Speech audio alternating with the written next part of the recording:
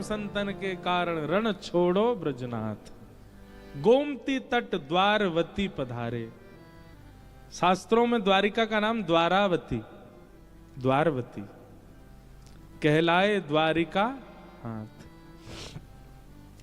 ठाकुर जी आए रण छोड़ करके और आकर के समुद्र नारायण भगवान से कहने लगे, हमको स्थान दे दीजिए अपना भवन बनाने के लिए, हम अपने यदुवंशियों के साथ यहां रहना चाहते हैं।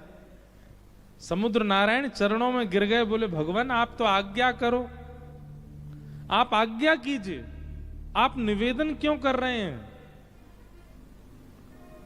पर यह ठाकुर जी का स्वभाव है, सबको मान देते हैं। समुद्र के तट पर भी आकर के समुद्र नारायण से कह रहे हैं कि आप हमको स्थान दो। भगवान चाहें तो भ्रगुटी टेढ़ी करके कहीं भी रह सकते हैं, पर नहीं, समुद्र नारायण आप हमको स्थान दीजिए। इसीलिए विष्णु सहस्त्र नाम में मान देना भगवान का एक नाम भी है, सबको मान देते हैं। समुद्र भगवान से कह रहे हैं हमको स्थान दे दो। और तब समुद्र के बीचों बीच एक स्थान प्रकट हुआ। तब विश्वकर्मा को भगवान ने आज्ञा की कि आप एक नगरी बनाओ। तो विश्वकर्मा जी ने कहा कैसी नगरी बनाएं, कैसी चौखट हो, कैसी खिड़की हो, कैसे झूमर हो, बताओ इंटीरियर बताइए कैसा चाहिए आपको। दुनिया के लोग अपने लिए घर बनाते हैं तो इंटीरियर और एक्सटीरियर दोनों डिजाइन करवाते, पर हमारे ठाकुर जी ने द्वारिका का ऐसा इंटीरियर करवाया। इंटीरियर कैसा होता है, या फिर खिड़की गेट ऐसे बनाए जाते हैं, आंधी आए तो धूल मिट्टी भीतर नहीं आ जाए, वर्षा का पानी भीतर नहीं आ जाए, कीड़े मकोड़े डेंगू नहीं आ जाए भीतर, ऐसा घर बनवाते हैं। मुंबई में रहते हैं आप लोग, तो मुंबई में तो इतनी इतनी ऊंची बिल्डिंग होती है, फिर भी मच्छर पहुंच जाते हैं ऊपर। मच्छर भी वहां पर ऊंची उड़ान भरने वाले हैं, फिर भी डेंगू हो ही जाता है लोगों को।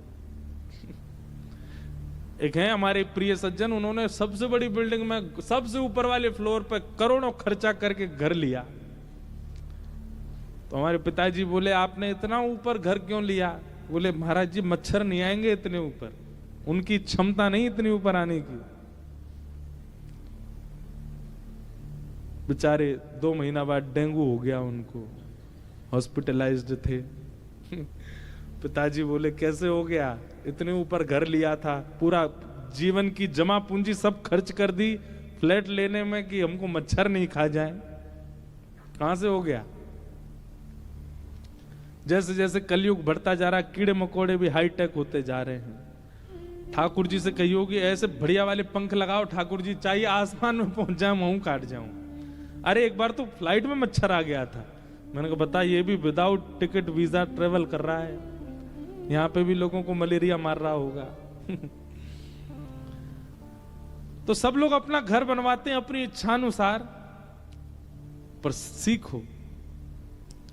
श्री द्वारिकाधीश जी विश्वकर्मा से कहते हैं ऐसी नगरी का निर्माण करो जहां कभी किसी दैत्य का आगमन ना हो।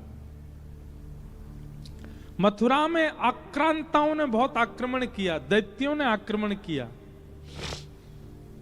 राक्षसों ने आक्रमण किया, पर ठाकुर जी ने ऐसे भवन का निर्माण करवाया कि जहां पर केवल या तो वैष्णवा में, या तो केवल भक्ता में, या तो केवल विप्रा में किसी भी दैत्य बुद्धि या दैत्य स्वभाव वाले व्यक्ति का प्रवेश ना हो, ऐसी नगरी बनाओ। घर ऐसा निर्माण कीजिए जहां वैष्णव ही आवे, जहां भक्त ही आवे। अगली बार घर का निर्माण ऐसा ही कीजिए। अब जब भी बनाओ, अब बन चुका हो तो कोई बात नहीं, जिसके आवरण को देख के, जिसके औरे को देख करके, जिसके एंट्रेंस को देख के, जिसका द्वार देख के, जिसकी दहली देख करके वैष्णव प्रसन्न हो जाए और उनका बार बार आने का मन हो। लोग ऐसा घर बनाते हैं कि रिश्तेदार, नातेदार, मित्र, पार्टी करने वाले बार बार आवे। वो नहीं, उसी के घर चलो, वहीं पे बढ़िया वाली पार्टी होती है। ऐसा नहीं, एक बार कोई वृंदावन से ब्रजवासी आ गए हो, एक बार कोई वैष्णव आ गए हो, एक बार कोई संत आ गए, तो वो बस नक्की कर दें अगली बार हम जब भी इस नगर में आएंगे रुकेंगे आपके यहाँ ही, तब समझो कि आपका घर बनाना सार्थक है। ठाकुर जी ने ऐसा ही बनाया, द्वारिका का निर्माण ऐसा ही किया है, श्रीमद् भागवत जी में लिखा है।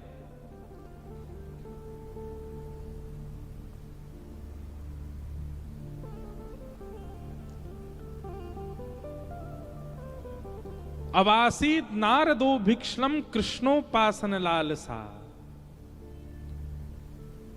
गोविंद भुज गुप्तायाम द्वारवत्वाम कुरुद्वह, अवासीत नारदो भिक्षणम कृष्णोपासन लालसा।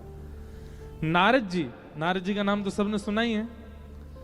कहते हैं द्वारिका का निर्माण होने के बाद नारद जी फिर ब्रह्मलोक में नहीं रहते, नारद जी वैकुंठ में नहीं रहते, नारद जी किसी और तीर्थ में नहीं रहते, द्वारिका में ही रहते हैं बस। नारद जी हों, बड़े बड़े ऋषि हों, बड़े बड़े संत हों, बड़े बड़े महापुरुष हों, ये सब द्वारिका में ही रहते हैं। और क्यों रहते हैं?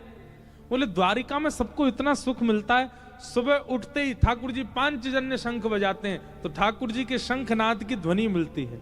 जैसी ध्वनि आती है वो ध्वनि ऐसी लगती है मानो जैसे वृंदावन के किसी कुंज बीथन में ठाकुर जी वंशी बजा रहे हों।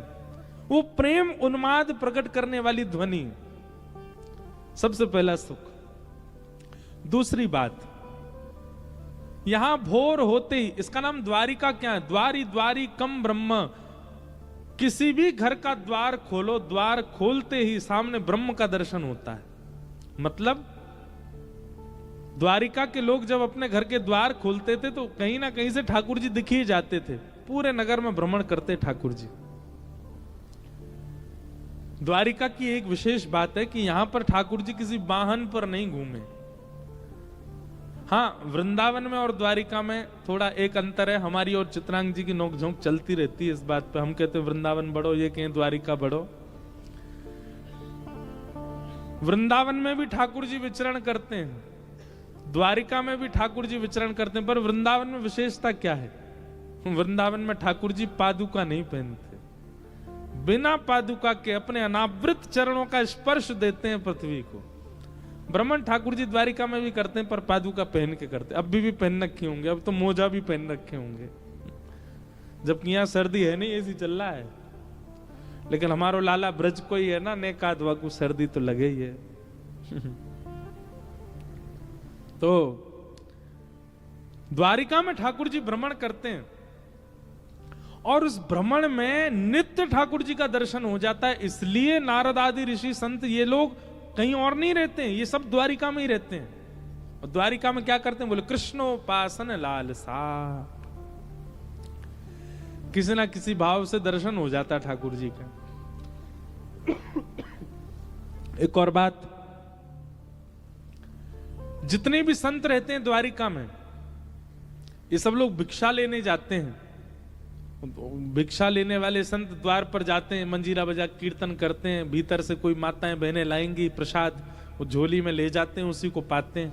अब तो ऐसा नहीं होता, मुंबई में तो होता ही नहीं होगा, पर हमारे वृंदावन में आज भी होता है। भिक्षा मांगते हैं संत जन, मधुकरी मांगने आते हैं।